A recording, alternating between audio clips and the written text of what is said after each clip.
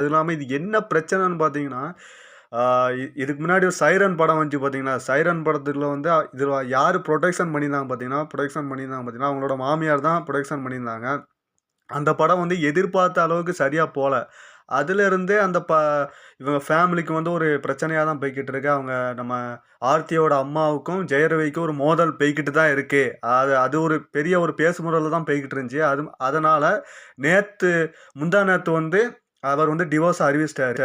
இப்பல்லாம் பார்த்தீங்கன்னா, டிவோர்ஸ் வந்து ஒரு ட்ரெண்டிங்கா போய்க்கிட்டு இருக்கு நண்பா, நண்பி. இப்ப இதெல்லாம் ஒரு தவறான முறை. ஏன்னா, ஒரு 16 வருஷம் வாழ்றாங்க. 16 வருஷம் முடிச்சாவட்டி, எனக்கு இப்போ வந்து என் மனசு சரியில்ல.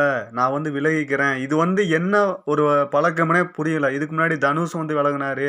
ஜிவி பிரகாஷ் வந்து டிவோர்ஸ் பண்ணியிருக்காரு. இது வந்து டிவோர்ஸ் வந்து இப்போ ஒரு ட்ரெண்டிங்காவே ஆயிக்கிட்டு இருக்கு போல. இந்த விவாகரத்து பிரச்சனை வந்து பயங்கர ஒரு